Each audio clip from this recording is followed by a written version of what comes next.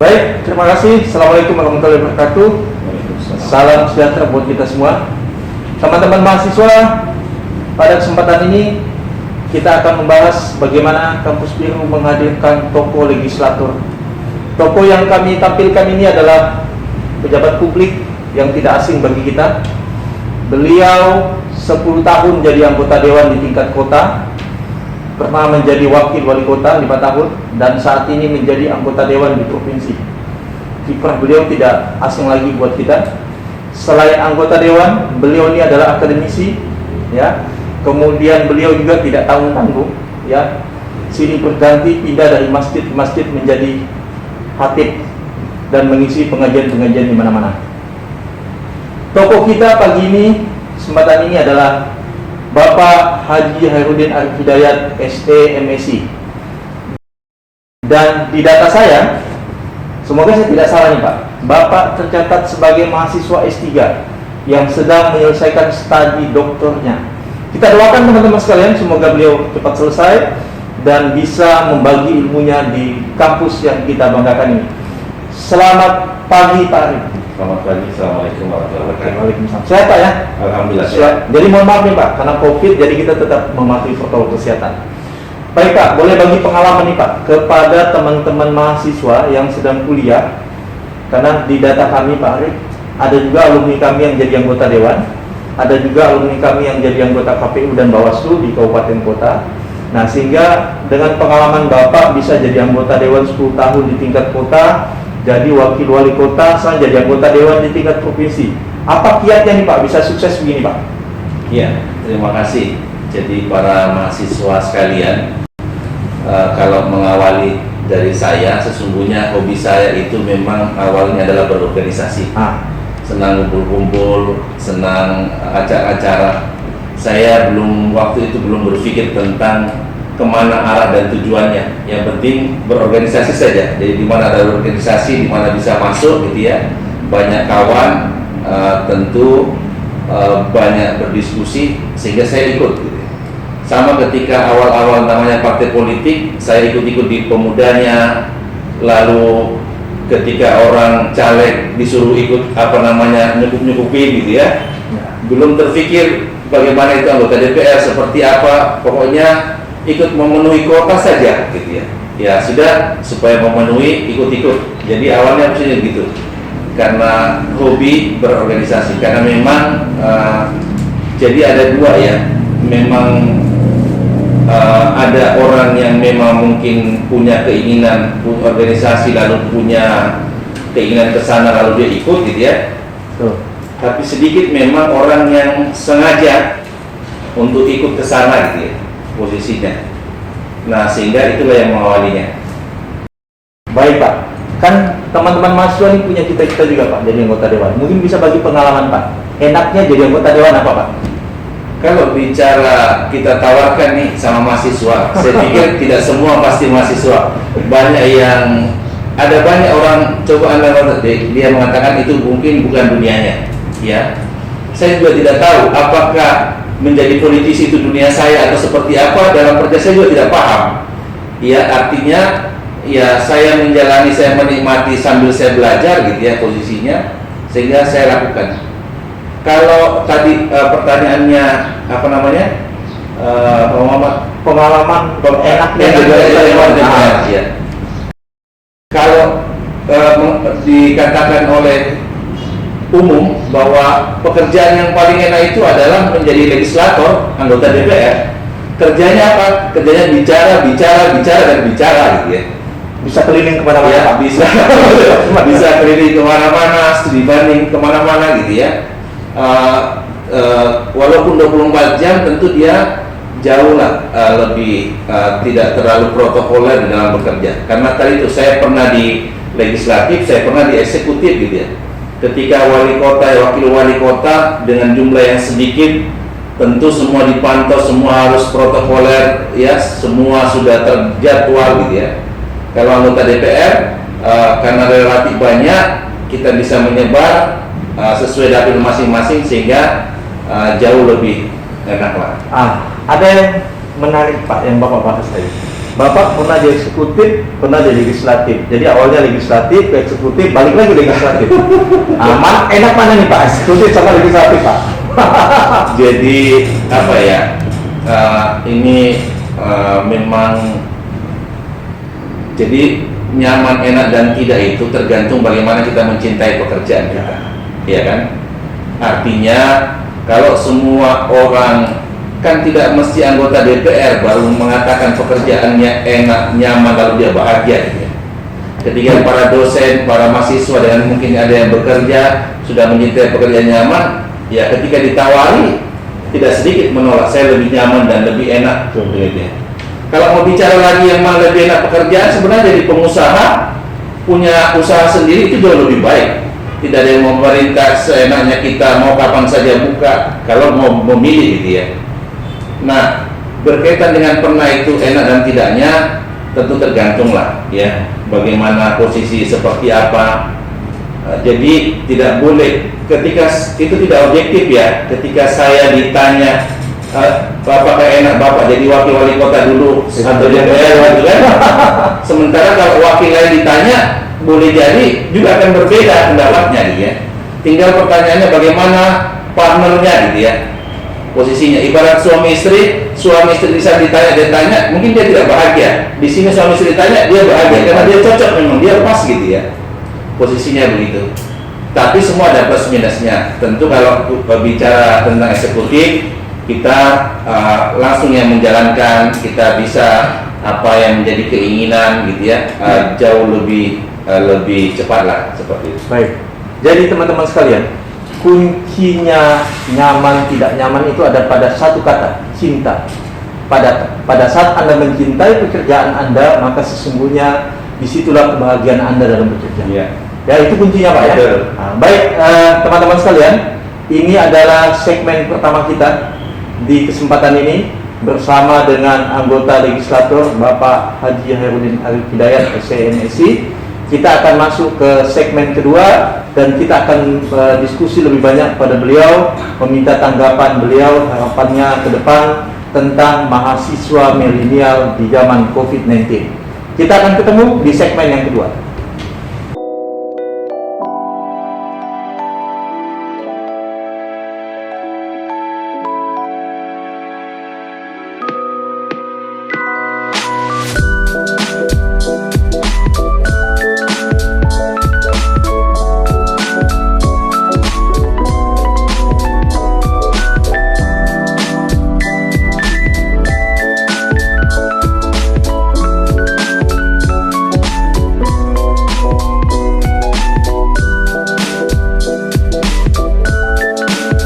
Baik, alhamdulillah kita akan masuk ke segmen kedua Pak. Diskusi kita tadi Pak, kayaknya tuh kalau didalami ke dalam kayaknya sampai malam nggak selesai nih ya. Belum lagi kayaknya WA saya ini sudah ada nih mahasiswa nitip soal nih ke Bapak. Baik Pak Arif, selama 10 tahun Bapak jadi anggota Dewan, kemudian 5 tahun jadi wakil wali kota, kampus ini saya rasa tidak asing bagi Bapak. Iya. Ya, boleh bagi sedikit pengalaman Pak, pesan dan kesannya kepada kampus kami, kebanggaan mahasiswa ini yang Bapak alami selama ini. Silakan Pak.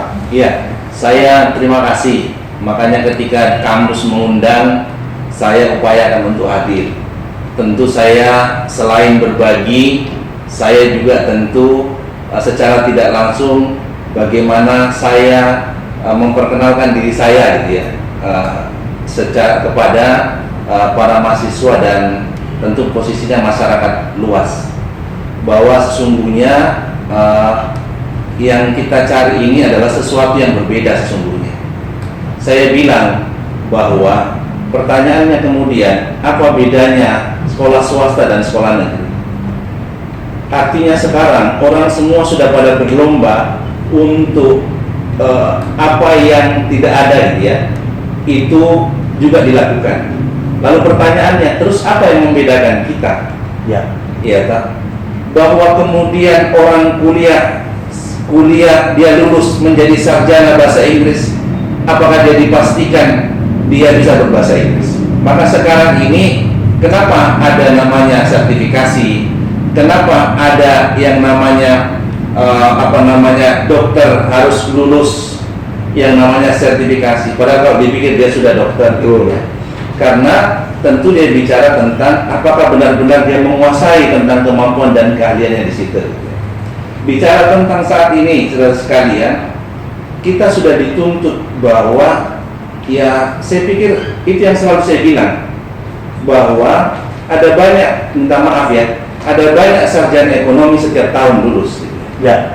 Perguruan tinggi ditarakan setiap tahun mungkin mengeluarkan sarjana ekonomi, setiap tahun mungkin mengeluarkan sarjana hukum. Pendidikan, pertanyaannya kemudian, ada berapa dalam setahun yang diterima orang menjadi guru? Ya. Lalu kemana? Apa yang harus dilakukan? Apa tetap menunggu kapan ada pembukaan lagi atau CPNS atau menjadi guru gitu ya? Sementara oke lah kalaupun ada yang lulus itu ada ratusan, yang diterima mungkin dalam setahun atau 10 gitu. Ya, betul. Terus sisanya kemana? Gitu ya. Maka sesungguhnya saya beberapa hari ini berpikir, dulu ada banyak di mana-mana kursus. Ya, ada kursus komputer, ya, kursus yang lain-lain gitu ya, bahasa Inggris. Pertanyaannya, kemana mereka sekarang gitu ya? Kondisinya, apakah mereka kalah dengan STIMI PPKIA gitu ya? Sehingga percuma sudah kita kursus posisinya ya, karena hal utama. Sehingga saya katakan bahwa yang sekarang ini pintar saja tidak cukup ya, tapi kita butuh skill, keahlian, kemampuan. Ini zaman canggih, zaman teknologi ya, yang ketika kita tidak pandai untuk mengikutinya, maka kita akan menjadi terbelakang. Berjualan, melakukan apapun, semua apapun yang kita lakukan tidak bisa lepas dari teknologi itu ya, sehingga saudara sekalian, dan kapanpun, dimanapun, ketika kita tidak juga harus menjadi apa-apa, teknologi itu masih bisa bermanfaat untuk kita ya, itu yang paling penting. Nggak terbayang loh Pak, 10 tahun yang lalu, bahkan di zaman teknologi canggih saat ini, katanya menikah sudah bisa online Pak, sampai segitu-gitunya. Ya, dengan COVID ini, kemudian ini tandanya apa gitu? Ini menandakan bahwa teknologi ini sudah masuk ke semua lini kehidupan manusia gitu kan. Nah, kemudian sudah sekian itu Bapak menjelaskan. Ada pengalaman khusus nggak Pak tentang alumni STIMI PPKIA, kesan dan pesan yang Bapak tangkap, kesan khusus kepada alumni kami gimana Pak selama ini Pak? Iya, jadi saya pikir dengan alumni yang ada di mana-mana, terus juga masuk di berbagai macam badan-badan usaha, terus juga di pemerintahan, ini juga sudah menggambarkan. Lalu skill-skill mereka dipakai, ini juga sudah memperlihatkan secara tidak langsung gitu ya. Lalu saya pikir itu akan nampak bahwa kita lihat perjalanan STIMI gitu ya, di mana posisi kampusnya, awalnya mahasiswanya, lalu setiap tahunnya naik, bahkan di beberapa tahun yang lalu juga menolak. Nah, kenapa? Karena selalu mereka berpikir bahwa ilmu yang lain itu bisa didapatkan, tetapi tentu kemampuan dan skill yang namanya IT itu tentu hal yang paling penting dan mempengaruhi yang lain gitu. Nah, teman-teman sekalian, itulah bedanya ngomong dengan anggota dewan yang punya basic akademisi. Ngomongnya enak gitu. Kalau bukan basic akademisi ya, beliau ini selain anggota dewan, dosen juga gitu kan.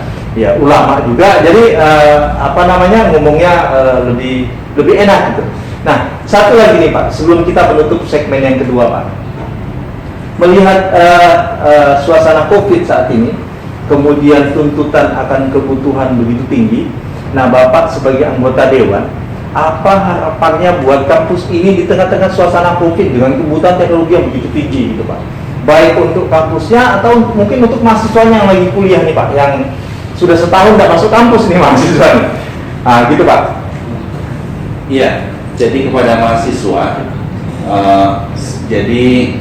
kita pertama jangan terlena. Terlena itu dalam beberapa hal ya. Terlena oleh kondisi ekonomi kita saat ini gitu ya, ada yang mampu, ada yang tidak mampu gitu ya, ataupun terlena dengan kondisi COVID. Terus terang Pak Muhammad, bahwa di beberapa mahasiswa yang sementara ujian, termasuk saya, yang ujian online, saya senang. Ya, karena tidak terlalu banyak pertanyaan. Ya, betul. Bahkan saya berharap agak kabur, bisa apa signalnya kurang gitu ya. Lalu tiba-tiba gitu ya, lulus selesai gitu ya. Ya, itu ditentukan begitu juga ya. Jadi mereka yang ujian online itu menjadi terbantu. Tetapi bukan berdoa bahwa mudah-mudahan ini semakin lama gitu ya. Minimal saya sudah lulus, selesai sudah gitu ya. Nah, jadi kuncinya Pak sesungguhnya di tengah suasana COVID, kemudian keterbatasan masih ada keterbatasan teknologi di berbagai tempat. Makanya sebenarnya tidak ada alasan mahasiswa cuti kuliah Pak ya di tengah-tengah suasana COVID. Karena Bapak bilang tadi banyak sekali kemudahan didapatkan. Salah satunya tadi kan begitu kuliah online tiba-tiba jaringan putus dianggap masuk kuliah. Nah, ini yang kemudian mahasiswa nggak boleh lengah. Artinya ya suasana COVID mestinya membangkitkan semangat dia untuk tetap kuliah. Apalagi di kampus kita tidak ada alasan Pak di tempat kami mahasiswa itu tidak bisa ikut kuliah hanya karena masalah biaya. Kenapa? Di suasana COVID kami sudah menyiapkan link pengajuan memo dispensasi pembayaran secara online yang itu bisa dilakukan oleh mahasiswa di mana saja, kapan saja, sepanjang ya aplikasi atau handphone yang dia gunakan itu bisa mendukung dia mengajukan memo online itu. Ya. Itu Pak.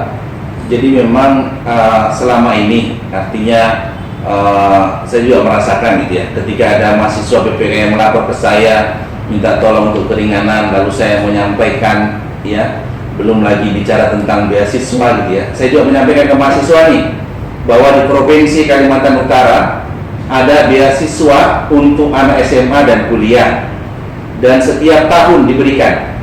Jadi ada dua, dia bisa prestasi bisa akademik, bisa non akademik. Yang kedua kurang mampu. Ya kebetulan itu di komisi saya bidang pendidikan, saya di komisi 4 di kesehatan dan kesejahteraan.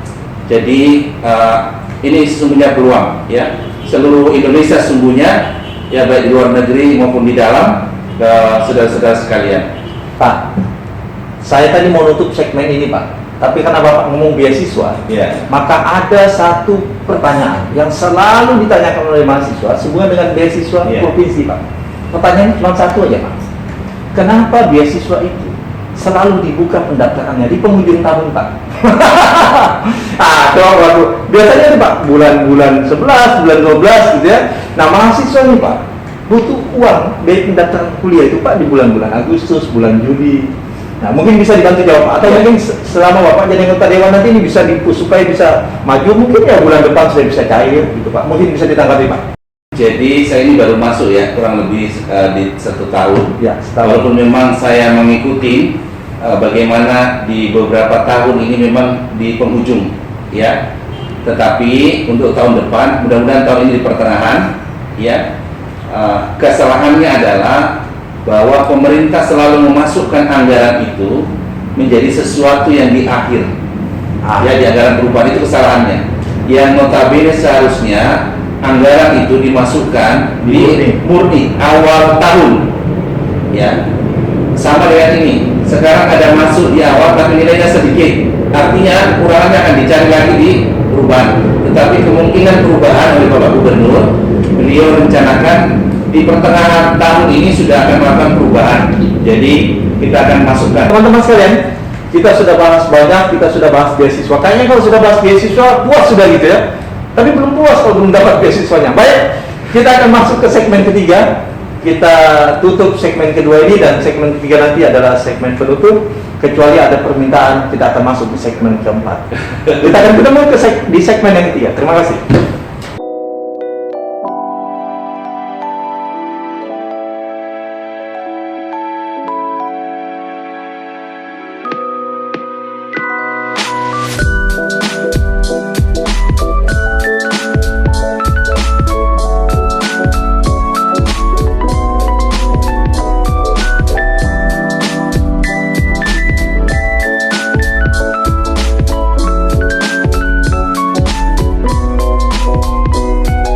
Oke, teman-teman sekalian, kita masuk ke segmen yang ketiga. Pak, saya ingin sampaikan gini Pak. Kami itu sudah mulai melakukan penerimaan mahasiswa baru untuk gelombang pertama. Nah, di tengah suasana COVID ini, semua proses penerimaan mahasiswa kami lakukan online. Ya. Aplikasi sudah kami buat, sudah kami uji coba, sudah di training, alhamdulillah tidak ada masalah. Nah, tinggal nanti bagaimana kemudian jaringan kita secara maksimal bisa mendukung.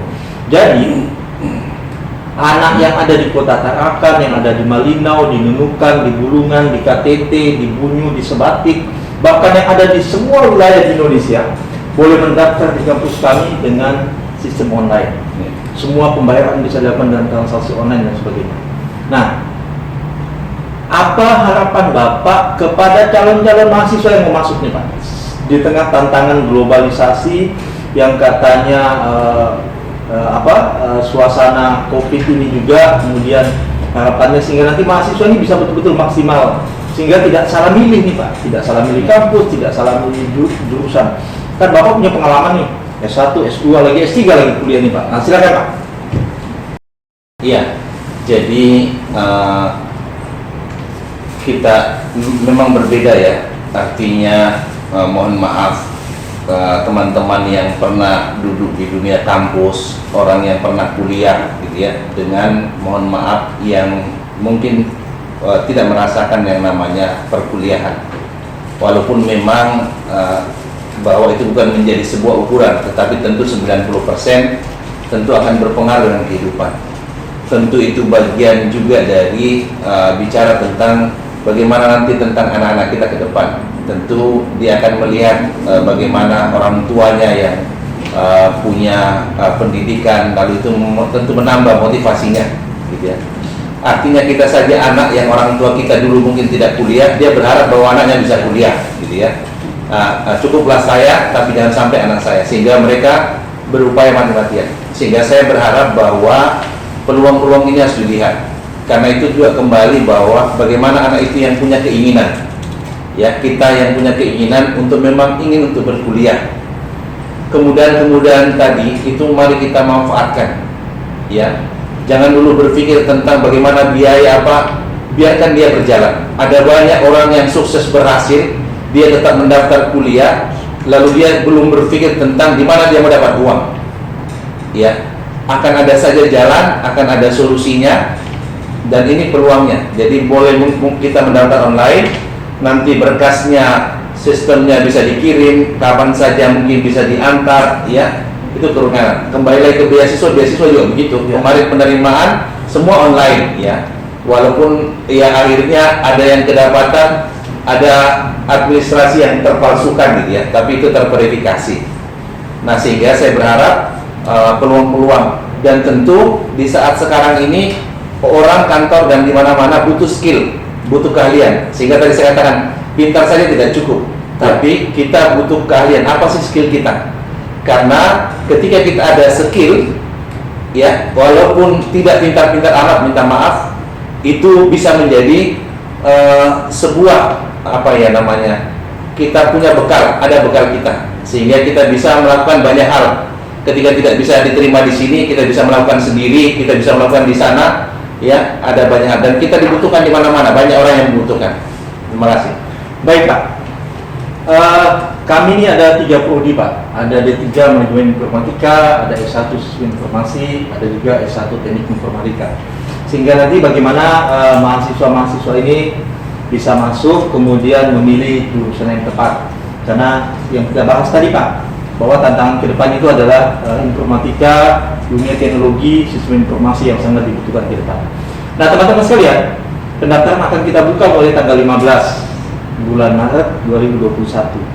Dan saya sampaikan ke Bapak bahwa kegiatan kita didukung oleh Bank BTN. Bank BTN ini ada di Jalan Melawar, kemudian ada Kreatif Komputer di Jalan Jenderal Sudirman, ya. Kemudian ada Sobi Store, ini ada di Buster. Nah, yang unik ini Pak, ya, 2 sponsor kita ini Pak, alumni PPKI semua Pak. Alumni ini menandakan bahwa alumni STIMIK itu juga punya kontribusi dengan kampusnya. Bahkan sudah ada yang jadi pengusaha sukses. Saya pikir kalaupun BT ini bukan punya alumni, minimal ada alumni di sini. Ya kan? Tapi apa yang Bapak bilang sudah betul. Karena ada 2 alumni kita bekerja di Bank BTN. Nah, itu dapat. Ya, sehingga nanti bagaimana kemudian ini menunjukkan bahwa alumni kita tuh ada di mana-mana, ada yang jadi pengusaha, ada yang jadi ASN dan sebagainya. Dia yang membanggakan lagi Pak. sebagaimana yang Bapak tahu bahwa kita adalah juara robot nasional yang membanggakan Pak tahun lalu Pak 2020 kita itu mengikuti lomba Olimpiade Informatika tingkat nasional se-Indonesia. Kita masuk peringkat pertama kalau di ranking itu Pak, itu adalah kampus terbaik se-Sulawesi dan Kalimantan. Nah, ini kebanggaan ini buat masyarakat, dan bahkan di data kita ya kita pertama kali ikut dengan perolehan medali emas, perak, dan perunggu yang begitu banyak. Nah, inilah yang kemudian menjadi semangat dan motivasi kami untuk selalu bagaimana bisa memberikan pelayanan terbaik kepada mahasiswa. Saya pernah mengikuti lomba robotik ya, itu tadi. Bapak pernah mewakili mendampingi tim ini ikut lomba robot di mana waktu itu Pak? Di mana? Oh, Mataram, Lombok ya. Di Lombok waktu itu. Sekali jalan-jalan ke Lombok ya.